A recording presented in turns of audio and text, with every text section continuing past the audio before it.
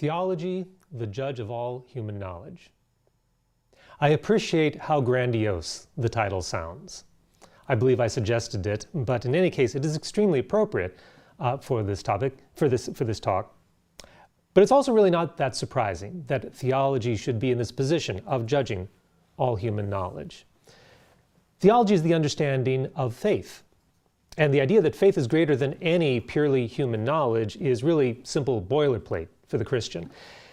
Now, perhaps saying that theology judges all human knowledge raises the specter of Christians rejecting evolution, or the idea that the earth moves because these ideas are contrary to what, quote, the Bible says, end quote. But even so, the idea of the superiority of the faith is commonplace. What God has revealed to us about His inner life, about the mystery of creation, the unfathomable love displayed in the incarnation, life, death, and resurrection of Jesus Christ, the mystery of the sacraments, and the fact that our ultimate destiny is eternal loving communion with God. These things simply are greater than anything we could discover on our own power, no matter what tremendous intellectual prowess is brought to the task. But the relationship of theology and other forms of knowledge includes two other claims that I think are shared by almost all Christians. They're certainly at the heart of the Thomistic understanding. One is the autonomy, the proper autonomy of different fields of human knowledge. So any field of study, from the physical sciences to the study of the human person to the most refined speculations of metaphysics, has its own proper principles and methods. Or to put it another way, we know the science of psychology not by being Christian, but by studying psychology. The other idea is the unity of truth. The God who created the world is the same God who has given us revelation. And so there can be no contradiction between a truth known in the order of creation, gained by natural reason, and a truth known through faith in divine revelation. If there seems to be a contradiction between these things, we may be confident that it's only a seeming contradiction, it's not a real one, and that further refinement and study will harmonize the properly corrected truth claims. Now, Thomas Aquinas, near the beginning of his Summa Theologiae, has a text directly on this point, and it's famous among Thomists. It comes from the first question of the Summa, Article 6. The article asks whether Sacra Doctrina is the same as wisdom, and there's an objection that asserts that it pertains to wisdom to prove the principles of other sciences, but Sacra Doctrina does not do this, and therefore it's not the same as wisdom. Now, if I could have our first slide posted, please. The passage in which Aquinas responds to this reads as follows, quote, "The principles of other sciences either are evident and cannot be proved, or are proved by natural reason through some other science. But the knowledge proper to this science comes through revelation and not through natural reason. Therefore, it has no concern to prove the principles of other sciences, but only to judge of them. Whatsoever is found in other sciences contrary to any truth of this science must be condemned as false, destroying counsels in every height that exalteth itself against the knowledge of God." 2 Corinthians chapter 10, verses 4 and 5. I want to give say a couple things about a general interpretation of this passage before we go into some details. First of all, Aquinas is referring to sciences. And clearly, he doesn't have in mind here modern empirical sciences, but science in the Aristotelian sense. That is a body of knowledge that reasons from clear and certain first principles to conclusions. Any field of human knowledge that can be described in this way can rightly be called a science. Geometry is sort of the classic example of this, beginning with first principles reasoning to conclusions. Physics and metaphysics are likewise sciences. So are human sciences, like psychology or political science. If you can say, this is how various human societies are organized, these are some universal principles that apply to all of them, and we can draw conclusions about how they work, you have a political science. Now, slide 2, please. Aquinas is referring in this passage to this science. This science is what I already said is Sacra Doctrina, which is variously translated as sacred doctrine, holy teaching, or even theology. It's a science because it begins with principles that are the things revealed by God and reasons from them to theological conclusions. For example, we believe that Jesus Christ is true God and true man. That is a first principle we know from Revelation. We then try to understand this by reasoning. How can one person have both a divine nature and a human nature without the two being blended or in conflict with one another? That's the science of Sacra Doctrina. I'm going to continue to refer to this as Sacra Doctrina because it's a comprehensive term. It includes both what's given to us by faith and the theology that stems from that. So this comes from Revelation, whereas other sciences, he says, come from natural reason. This is not a mark against the other sciences, but Sacra Doctrina, which is based on God's revelation, is greater than them. Because of this, it can judge these other sciences. Final general point here. Here we could have slide 3, please. Aquinas refers to Sacra Doctrina judging, not proving. It has no concern to prove the principles of other sciences, but only to judge of them. This is an implicit reference to the Aristotelian idea of subalternation. If you have two sciences and one is higher than the other, and the conclusions of the higher science provide the principles that the lower science uses, you have what's called subalternation. Okay. The great example that Aquinas will use in several passages is the relationship between arithmetic and music. Arithmetic, the person who knows arithmetic knows things about number ratios. Okay. What he knows about that become the principles of music, because music in Aquinas' day was understood that has to do with consonance and with dissonance. And consonance and dissonance are able to be expressed in numerical ratios. If you have two strings under the same tension, and you pluck one, and you pluck the other, and the other is half as long as the first one, they will sound almost perfectly consonant. The ratio of lengths is 2 to 1, and they sound an octave apart. If the ratio of the length of the strings is 3 to 2, you pluck them, they'll sound a fifth apart. Again, the consonance has to do with the numerical ratios. So the musician doesn't need to know arithmetic, but what the arithmetician knows become principles for the musician.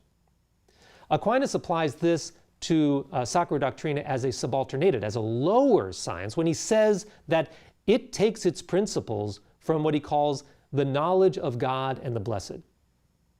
So what we accept in faith is seen directly by God and by the saints with him in heaven. That God knows that he is a Trinity. The blessed see that God is a Trinity. We receive that knowledge, we believe it, we accept it as a first principle, so our Sacra Doctrina is subalternated to that higher science. All right, this is an important point. Although Sacra Doctrina is higher than any other human science, it does not provide the principles to any of them. It does not subalternate any other science. Sacra Doctrina is higher than philosophy, but it doesn't give philosophy its principles. It's higher than political science, but it does not give political science its principles. It doesn't prove them. It judges them. And we'll explore what that means. Okay, my purpose in this presentation tonight is to present three interpretations of this passage from Aquinas that are true as far as they go, but are insufficient.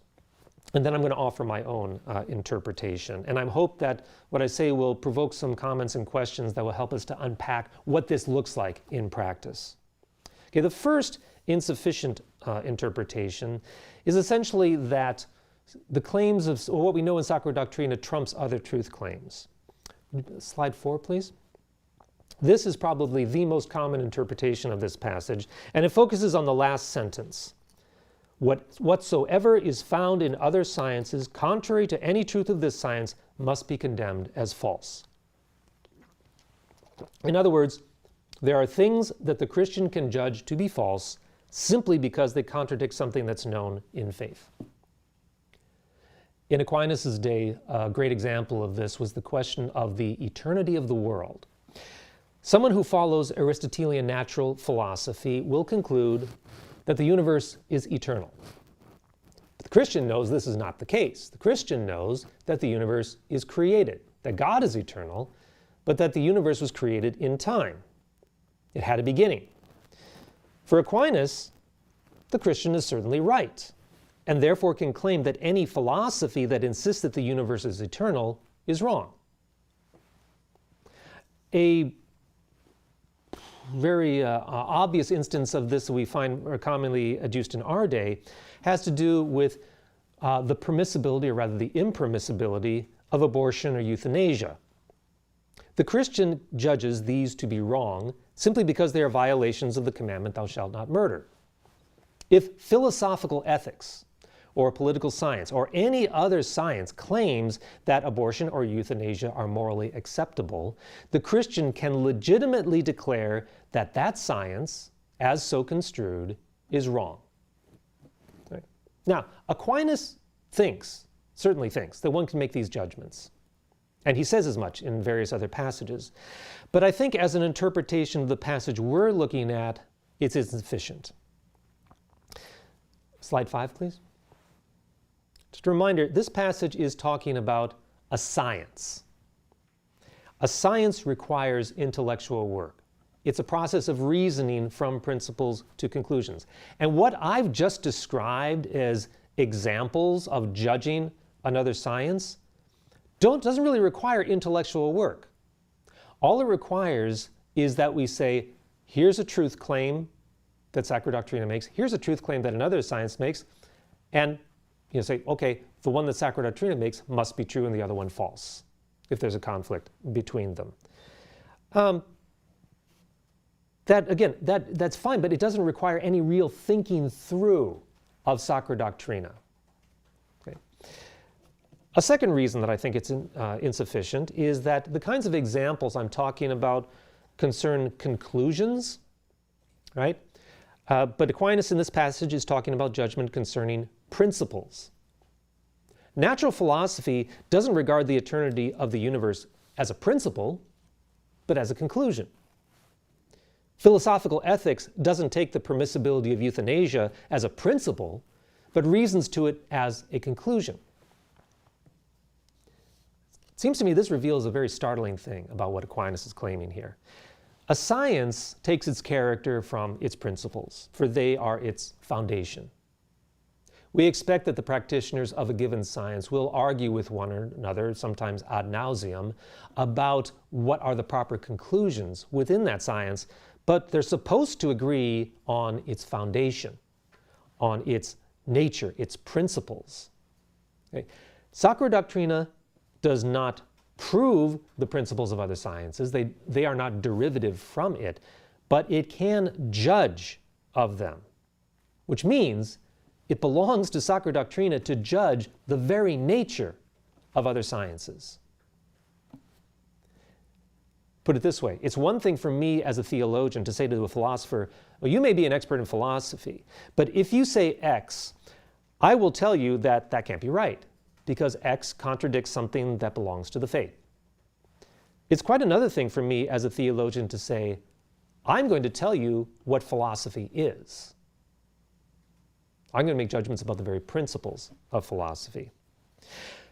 A third reason I think that this interpretation is insufficient is that examples of this kind of argument are typically reducible to what is known by faith, clear and certain knowledge in faith, rather than by the full range of Sacra Doctrina. So it's made on the basis of something that we just know absolutely we believe this, rather than something that's concluded as the work of theology.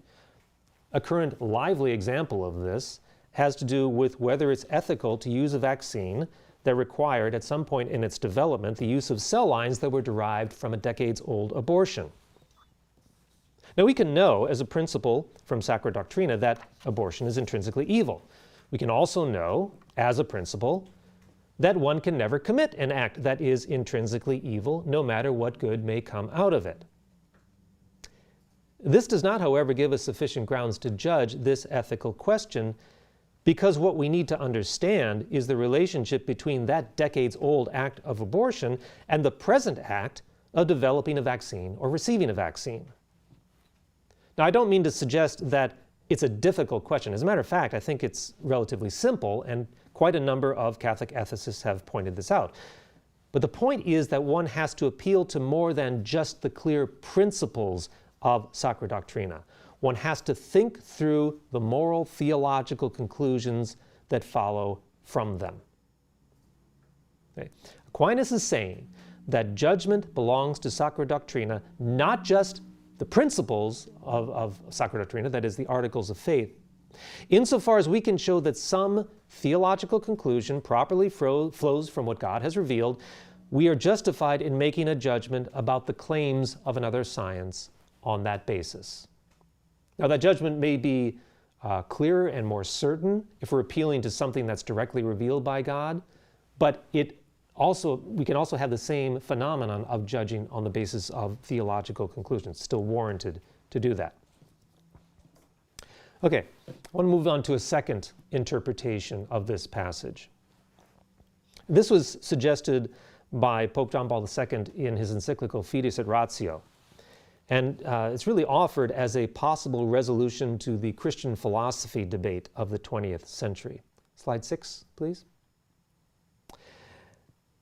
Although the Christian, just as a Christian, can make no claims to expertise in any particular science, his knowledge of truth in faith can, in some instances, allow him to judge between competing claims regarding the principles of a science.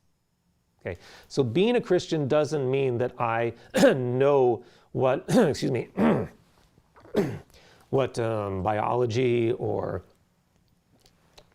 excuse me, sorry, what biology or philosophy or political science or whatever say. But in some cases, what I know can shed light upon the disputed questions in one of these other sciences. For example, in early Christianity, there was a clear preference for Platonic philosophy over other forms of Greek philosophy. In fact, some Christians saw such harmony between Plato and biblical revelation that the idea grew up that Plato had actually studied the Bible under Jewish thinkers in Egypt. Right. More recently, again turning to John Paul II in Fides et Ratio, this is the way he puts it. This is from, if you're interested, paragraph 76 of that encyclical. Quote, "The term Christian philosophy indicates a Christian way of philosophizing, a philosophical speculation conceived in dynamic union with faith. It does not refer simply to a philosophy developed by Christian philosophers who have striven in their research not to contradict the faith.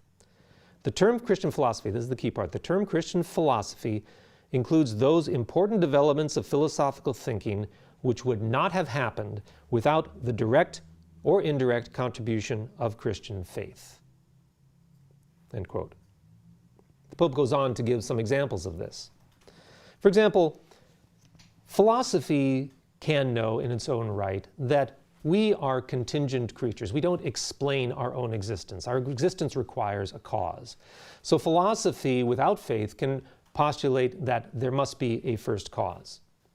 Now, the Christian knows that we are created by God, a free and personal God. And that's who that first cause is, that God is free. He did not have to create us. He is personal. He's not an impersonal first cause. He is personal. That is going to affect what the philosopher who knows that has more insight into the character of this cause of being that he's talking about. Or again, philosophy has to deal with the problem of evil. What is it? Why does it exist? The Christian knows the reality of sin and understands it in the light of faith. This can affect our very philosophical understanding of evil, something that we would not expect if we did not have revelation, if we did not have faith. Or again, the Christian knows that the person is a spiritual being, and therefore will say things about human dignity, equality, and freedom. We saw plenty of examples in the 20th century of non-Christian understandings, non-religious understandings of the human person, where the person is simply a tool of the state, right? Just an individual under the control of the state. Now, whatever you want to say about the relationship of the individual and the state, you have to say as a Christian, the person is a free spiritual being, and therefore cannot simply be regarded as, a tool, something like that. All right, I've given some examples of philosophy. This applies to other sciences as well. I want to mention two. First of all, psychology. Think about behaviorism. Behaviorism may have useful things to teach about human action and how to condition the person to act in good ways. But insofar as it's based on the principle that the spiritual soul is not relevant to human well-being, that human beings are sufficiently understood in terms of bodily-based responses to stimuli, the Christian has every right to judge that it is faulty, that it does not express the whole truth of the person. So it doesn't tell you what is the correct psychological theory, but it tells you that this one is deficient. Right? And so gives way to some other version of psychology that would give more, do more justice to that quality of the person. Or think of evolution. Is evolution the result of blind chance or natural selection or intelligent design? Christians can be favorably inclined to theories of intelligent design because they have an obvious coherence with what the faith knows of God as creator and as providence. Right? Now, one thing you can say about this way of understanding our passage is it does give a good deal of autonomy to the lower science. The Sacra Doctrina does not tell the lower science, does not make one an expert in the lower science. And it also focuses on the fact that we're judging principles. We're sort of talking about things that are intrinsic to the very nature of these sciences. It's insufficient, though, in this respect. I find that judgments of this sort may be, as in the former case, too much of a simple transposition of something known in faith to the field of a lower science. In other words, the judgment is made without a thorough thinking through of Sacra Doctrina. Take the case, again, of early Christianity and its approbation of Platonic philosophy. This gave way, throughout the Middle Ages, to an approbation of Aristotelian philosophy. And then in the 19th century, when Enlightenment thinkers like Kant and Hegel proposed very revolutionary philosophical thought, there were Catholic thinkers who said, we have to engage with that. We're not simply going to be Aristotelians. We're going to think through these things in light of Kant and Hegel. And they came up with different philosophical systems. Exactly what determination the faith can make regarding competing philosophical proposals is not a simple question. Furthermore, just very briefly, on the question of evolution and intelligent design, these theories can appeal to the person of faith, especially one who is aware that Darwinian theories of evolution have inspired attacks on Christianity in the past 150 years. But more than a few Thomistic scholars have argued that the doctrines of creation and providence are misunderstood in intelligent design theory. Okay. Just point out that fact. Again, it's not an easy thing to make this judgment. A third interpretation of our passage, an insufficient interpretation, has to do with Sacra Doctrina as what I'll call an architectonic science. What do I mean? Okay. Bruce Marshall gives a helpful description of this in terms of a comparison with two other sciences, stone cutting and architecture. This is what he says, quote, "Stone cutting has its own goals and methods which the architect is normally willing to leave to the mason. But if the architect's well-designed edifice crumbles because the stones would not bear the load, he rightly judges that the mason, whatever his protest that the stones were flawless, needs to produce a different result. The architect may indeed help him figure out how, end quote. Or Aquinas offers this explanation of the same thing. Actually occurs in the very article before the one we're looking at, where he says, of the practical sciences, that one is nobler which is ordained to a further purpose, as political science is nobler than military science, for the good of the army is directed to the good of the state, end quote. So, a general may know military science, and thus how to win a war. But the statesman, who knows political science, knows what the war is for, and this may affect how the general goes about prosecuting that war. Similarly, the theologian can judge certain lower sciences because it possesses a greater finality and therefore greater knowledge of their end. Could we have slide 7, please? Okay. Greater knowledge of the end of the other sciences. For example, the statesman may think that the goal of his activity is the continuation of the state. But the theologian knows that the continuation of the state is subordinate to the ultimate human good, which is loving communion with God. Now, again, this theory, this explanation does a good job of assuring the autonomy of the lower science. The architect is not claiming that he knows what the mason knows. The statesman is not claiming that he knows what the general knows.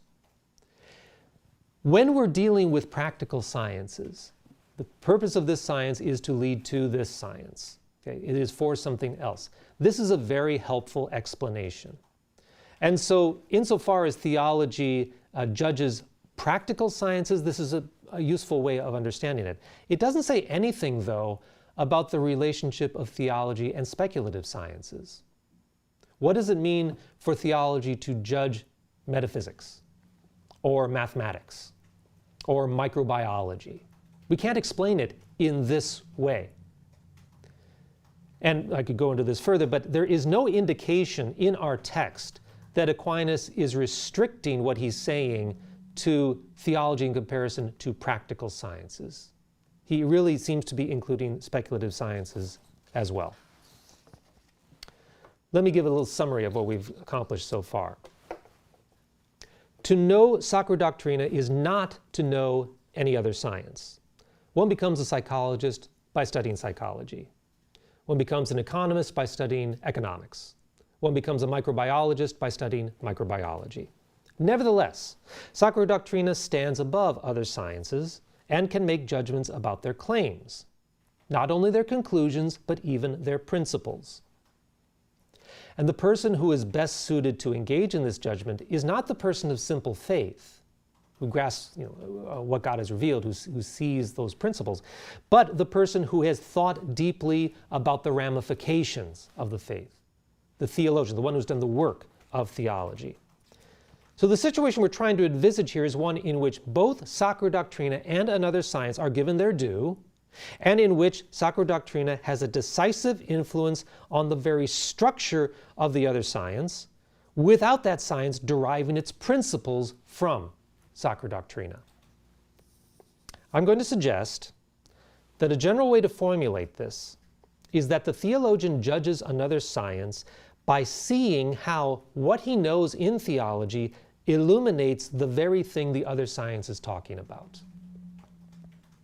But just as that takes theological work, really considering the manifold implications of revelation for this subject, it also takes work within that other science, really considering the nature of that subject within the whole science. The person making the judgment needs to know the other science from the inside. He needs to be practiced in thinking about it as a science. The person making the judgment needs to be able to think through the science of Sacra Doctrina and the other lower science. So really, he needs to be both a theologian and a practitioner of that lower science. I'm going to give 3 examples of what it might mean to think through this, to think through what is proper to a science in its own right and the ramifications of the faith. But I have to begin with a caveat.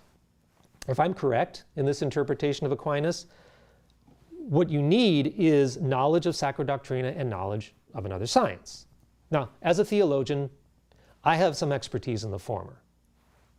But unless I have a thoroughgoing knowledge of another science, unless I have mastery of that science, I'm really hampered in my ability to come to meaningful judgments about its principles. The three examples I'm going to give pertain to psychology, political science, and evolutionary biology. I am neither a psychologist, nor a political scientist, nor an evolutionary biologist, and therefore my conclusions about the principles of these sciences are only tentative, but they may be suggestive. So first of all, psychology. We know in Sacra Doctrina the perfection of the humanity of Jesus Christ. That humanity is suffused with the grace of union is a dogmatic fact. But what that implies about the knowledge, the virtues, and the passions of Christ is the work of theological reasoning. Now, the lower science of human psychology overlaps with Christology. So psychology is, for example, keenly interested in the passions of the soul, and Sacra Doctrina has things to say about the passions of the perfect humanity that is the soul of Christ. This does not mean that one becomes a psychologist by thinking about the humanity of Christ. The principles of psychology are surely learned by observation and induction, by a broader knowledge of the human constitution and such things. But what I'm suggesting is that in considering the humanity of Christ, the theologian has a guide to help him consider the very parameters of human psychology, its basic principles. We can in fact expect an interplay between the claims of these two sciences. The person who understands the faith and understands psychology is best able to give the most adequate formulation of psychology. And this in turn can be used by the theologian to come to an even better understanding of the human soul of Christ, or the soul of another person as it is suffused with grace. Second, political science. It is certainly not the case that the Christian, simply as Christian, knows and understands the principles of the science of politics. But the Christian does have a knowledge of the human good that comes to him from revelation, and if he reflects on it theologically, he will come to have a sense of its ramifications for the political good. For example, the Christian knows St. Paul's idea, maintained ever since by the Church, that all authority, even the authority of the secular state, comes from God. Does that mean that the state ought, ideally, to be confessionally Christian? Or is the modern pluralistic model more appropriate? That's not an easy matter to discern. It's not obvious that the Christian must hold for the former option, as one might expect from a simple transposition. We know that authority comes from God. Well, clearly then the state must understand itself as having its authority from God. Certainly this Christian will hold that the political good is less final than the transcendent good of the human being. But he will have to think deeply about what God wants for the political order, as well as what the natural laws of human community allow to be possible or impossible, desirable or undesirable. Finally, evolutionary biology. There are no doubt Christians who will argue that any biological theory that asserts that there are multiple origins to the human race, known as polygenism, these must be false because it conflicts with the biblical story of Adam and Eve, or the monogenism, that there's a single origin for the human species. This would be the simple transposition of something known through revelation into another science. Now, it's noteworthy that Pope Pius XII, who dealt with this very question in his encyclical Humani Generis in 1950, did not take this approach. To be sure, he attacked the biological theory of polygenism, but his chief argument was, quote, "It is in no way apparent how such an opinion can be reconciled with that which the sources of revealed truth and the documents of the teaching authority of the Church propose with regard to original sin," end quote. The Pope implicitly acknowledged that biology has no concern with the literal historical veracity of the biblical account of creation. Instead, he said that there is something that we know as part of Sacra Doctrina, namely the truth of original sin, that does govern what we can say in biology and will properly affect our approbation or disapprobation of proposed biological theories. Dogmatically, we can say that death came into the world through sin, that its effect was not only on Adam, but on all his posterity, and that this effect is not simply a matter of imitation. In the words of the Council of Trent, it has been, quote, transfused into all, end quote. Theologically, one might go further. The Thomist will, for example, insist theologically that when we say that original sin persists today, we are not talking about actual sin, the phenomenological fact that all of us commit personal sins and that these have a profound deleterious effect on our world, but about the sin of Adam that establishes for us the condition into which we come into the world. Original sin exists today because whatever exactly the sin of Adam was, and however exactly its effects are passed on to us, we come into the world with a wounded nature. Furthermore, the Thomist will say that the wound of that nature, as it pertains to death, is not the loss of a natural immortality, but rather the loss of the preternatural gift of freedom from death. In other words, the Thomist does not think that Adam and Eve would naturally not have died if they had not sinned. He thinks that if they would not have died, that would have been a special grace from God, what Thomist calls a preternatural gift. Right? These are things that are pertinent to evolutionary biology. For example, the biologist considers death and decay as natural qualities of composite beings, and the Thomist does not disagree. Perhaps Adam and Eve and their descendants would never have died if they had not sinned. But this could only have been a supernatural gift, which is, of course, beyond the reckoning of the biologist. But the Thomist and the biologist can have a mutually informative conversation about how the propagation of a nature is connected to the biological processes of generation and the development of a species. I'm going to close with a bit of a summary. We are to imagine this judgment regarding, say, philosophy as a lower science, as the work of one single person who is both a theologian and a philosopher. Or perhaps as the joint effort of a group of people, some of whom are theologians and some others of whom are philosophers. The theologians cannot just preach to the philosophers. They must be receptive to the truly philosophical work of the philosophers, but raise questions and offer insights that come from their theology, the consideration of which may allow the philosophers to reformulate and refine their philosophy. Snap judgments, the immediate and decisive judgment about a truth claim made by the philosophers on the basis of some clear and obvious principle of faith, are not what are called for here. Instead, we may expect a lengthy, deliberative process, driven by an ever-deepening understanding of revelation and requiring real insight into the practice of philosophy. Thank you. All right, thank you very much, Professor LaNave. To start our Q&A, could, and for those who joined the lecture a little bit late, would you mind returning to defining Sacra Doctrina? Is it simply is it a synonym of theology? Or? Not exactly. It depends on how you understand theology. But typically the term theology refers to we take it as referring to the activity of academic theologians, right? It's the reasoning. It's the thing, that sort of thing that we study. Sacra Doctrina is everything from simply receiving the truth revealed by God to thinking about its ramifications. So Sacra Doctrina involves the simple faith of the believer and the activity of the theologian drawing conclusions from that. Now, you can use the word theology to encompass all of that as well, but typically it's not used that way. So to highlight that fact, that's why I'm just continuing to talk about Sacra Doctrina. Great, thank you.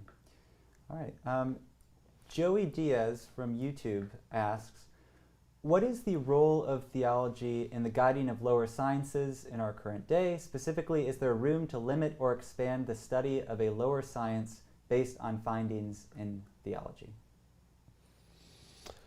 Well, in principle, our situation today is no different from any other era of human history. Any other science can be informed by Sacra Doctrina. So there's nothing distinctive about our situation today. If you're asking for particular examples of how I think this might happen, I think, let me put it this way.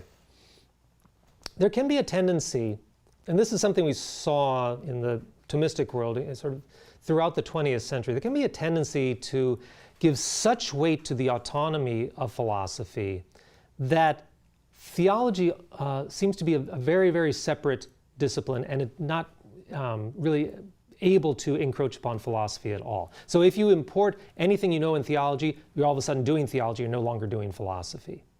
So in a way, that was a very sensible thing to do, because what philosophy recognizes is that things have natures, and we have to understand them in light of those natures.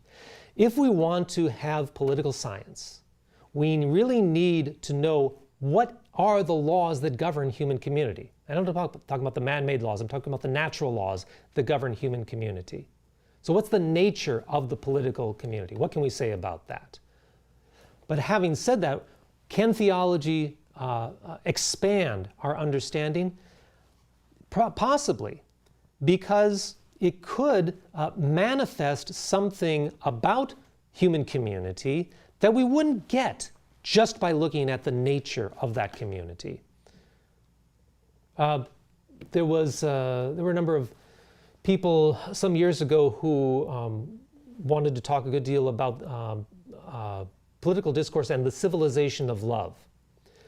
And I think to a number of philosophers or political scientists, that sounded like an imposition, like can we really describe political society in terms of a civilization of love?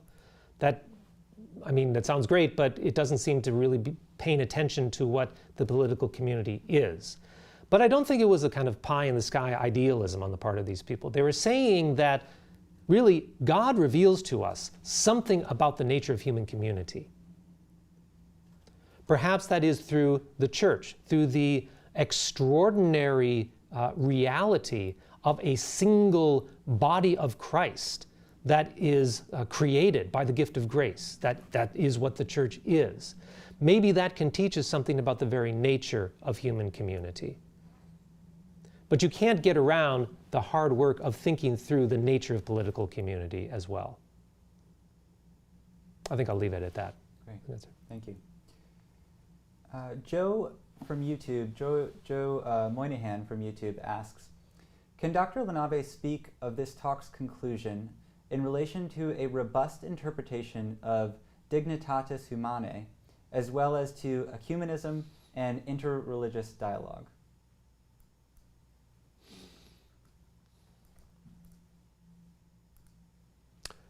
The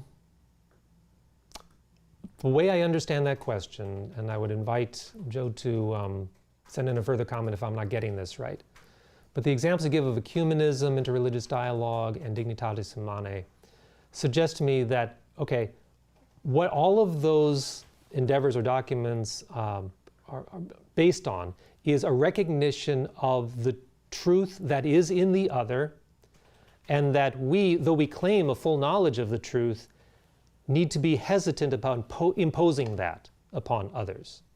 Right? So when the Catholic engages in ecumenism, a dialogue with other Christians, the Catholic does not have to bracket what he knows in the faith. He doesn't have to bracket his Catholicism. But he also, it's not a very interesting conversation if he is simply telling the other Christians, okay, you need to believe in the real presence of the body, blood of Christ in the Eucharist. You need to believe in the authority of the Pope. You need to believe in this and this and this. Okay? He doesn't have to doubt any of those things. He doesn't have to put them in question. But it's not a dialogue if he is simply telling people these things. Right? So ecumenism demands a desire to learn from the other, to take on the perspective of the other. What are they seeing about this truth? And is this something that I can use to enrich what I see as well? Okay? Likewise with dignitatis humanae, the idea that we're not going to impose the faith upon anyone because the decision of faith is something that requires the freedom of the person, right? Again, it doesn't mean that we have to be dubious about the fact that we know the truth. You know, if we know that God exists and that Jesus Christ is true God and true man, and he died for our sins and so on, we want to propose this to people as strongly as possible. But do we want to force them to believe that as well? No, we don't, because it's not a matter of acting as if their denial of those things is true. It's a matter of recognizing that for this to be at all salutary for them, they have to freely come to believe it. So we can propose it, but we can't impose it. Similarly with interreligious dialogue, okay, as again a matter of we proclaim the gospel, but we are also interested in seeing what there could be in other religions, right, that would enrich what we have to say. And actually, this is an interesting one. In interreligious dialogue, I think there's a principle here that it's possible that in that dialogue, we will find resources in the way that other people understand the natures of things or the world of creation. We will find resources there that are actually superior to the philosophical resources that we have used to understand the faith. You know, sort of in principle, and I'm not saying whether this is the case or not, but in principle, let's say Indian philosophy may, on some point or other, have a more incisive, helpful understanding of the world than Aristotelian philosophy. In principle, that could be true. And if that's the case, then we definitely want, what this talk is suggesting is that, we want to learn from that. We want to think through things in light of that philosophy so as to come to a better understanding of Sacra Doctrina. But we're also going to judge it in light of Sacra Doctrina. Okay. It's a question that's kind of related to what you just said. So with regards to the philosophical tools by which we understand the faith. Mm-hmm. Someone asks, can someone not be Aristotelian or Platonist and still be Catholic, even broadly speaking? In principle, yes, in the sense that I just described, in that in principle, you can, there could be a philosophical system that is even greater than Platonism or Aristotelianism, right? But there are things that the church has come to understand, either dependent upon Platonic philosophy or an Aristotelian philosophy, that are essential, that are core. And so what we would not expect is that, no, we were wrong about those things, right? And so set them aside in favor of something else. But rather that, we were right about those things, but here's a philosophical system that takes those and even goes beyond them, right? So I would say, in principle, that is the case.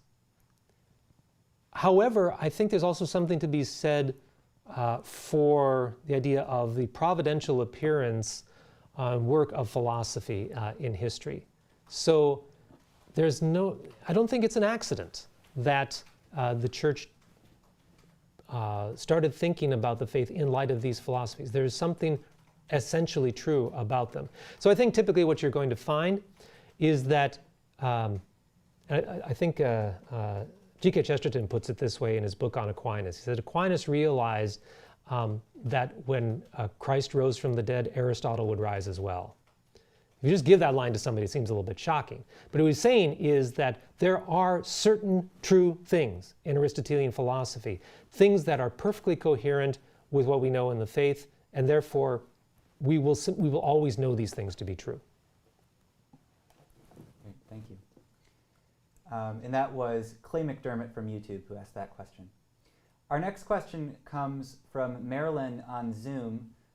She asks if you can clarify what you said about psychology and Jesus Christ. She asks, do you mean that studying Christ as the perfectly psychologically healthy human being would serve to improve the science of psychology? I do mean that. I don't know exactly what that would look like. And I don't have a deep knowledge of psychology, but I would suggest this. This is an example that I've used from time to time. There are schools of psychology that would say that it's healthy for a child in the process of development, particularly in becoming an adult, to rebel, to set himself apart from his parents, because that differentiation needs to happen in order for him to become mature. Right? A child who never rebels, who is simply echoing his parents, simply following them, may seem to be a very functioning adult person, but the necessary differentiation, the natural maturation hasn't happened. Okay, that's something a psychologist might say.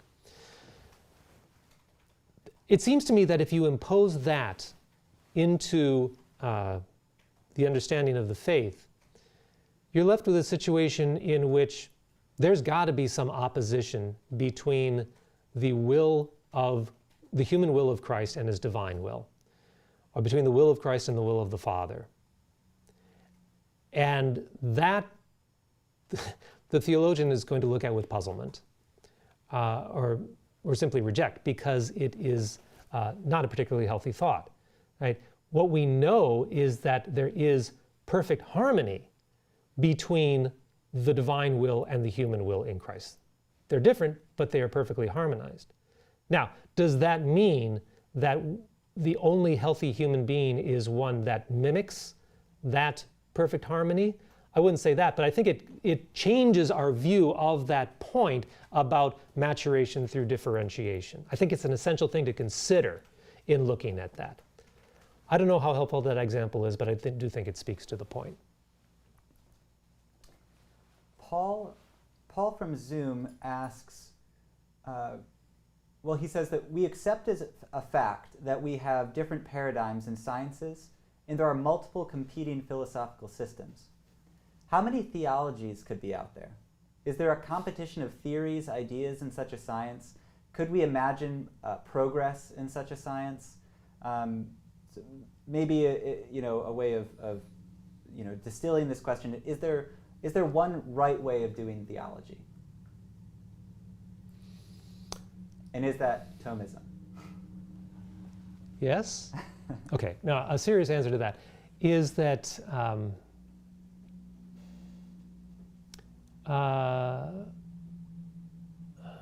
what do I want to say about that?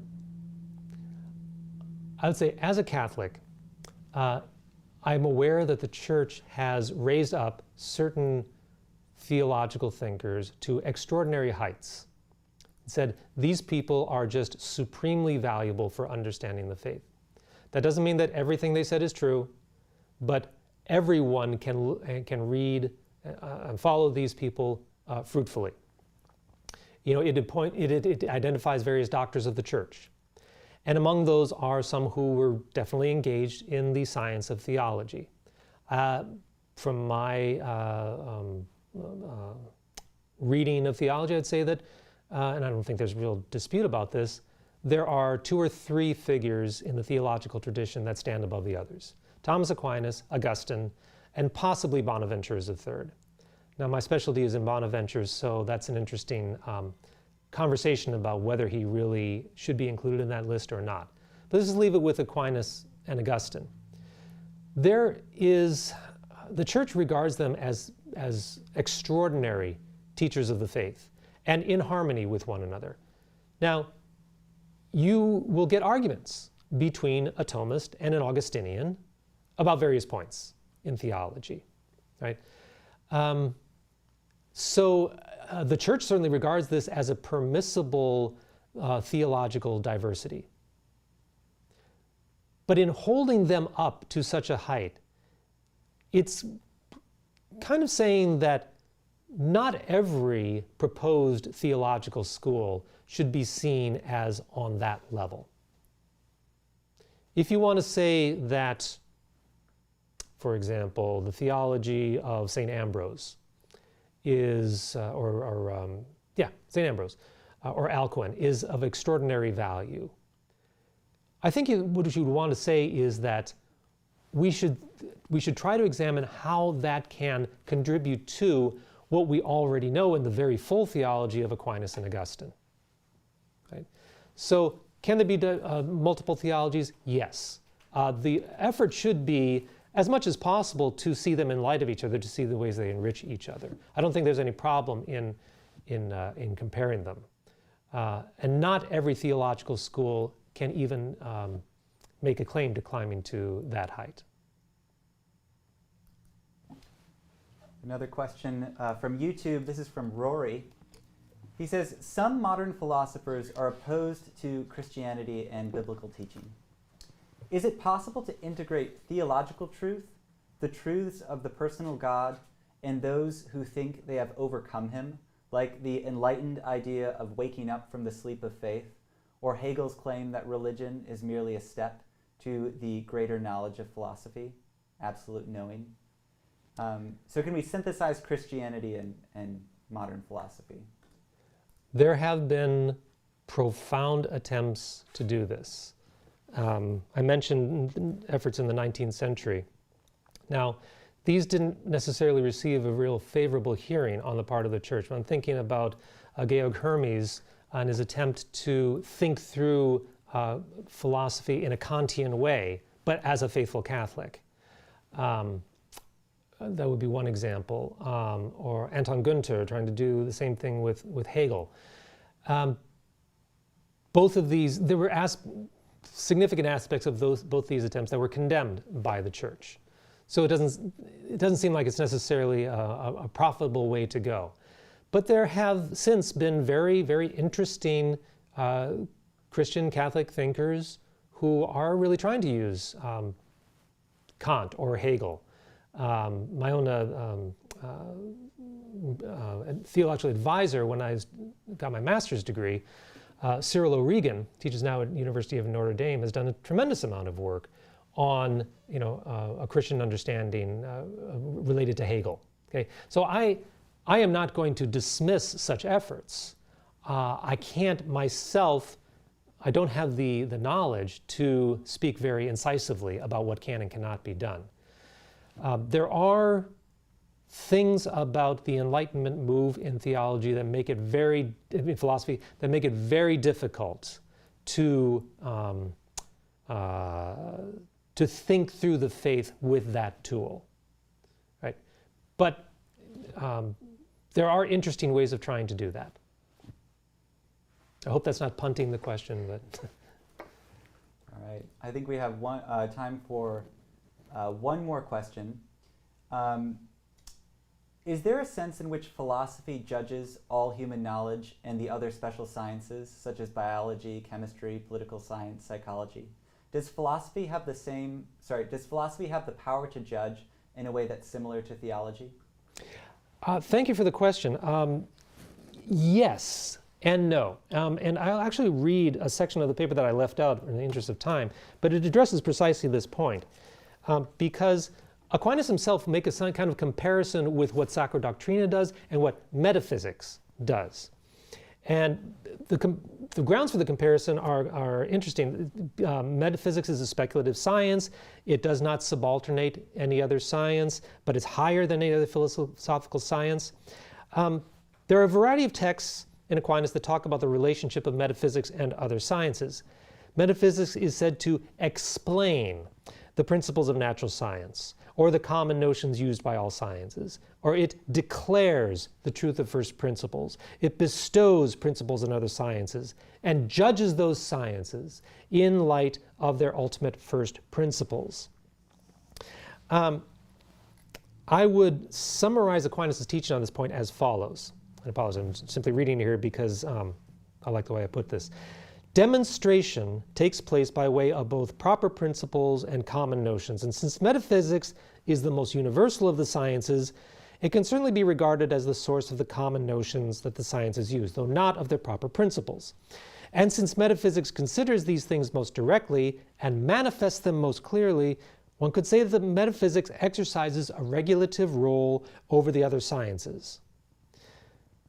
So metaphysics is in its own right a science, which is to say it gives a reasoned explanation for the truths that it holds, such as the principles of identity and non-contradiction, the notions of causality, and so on.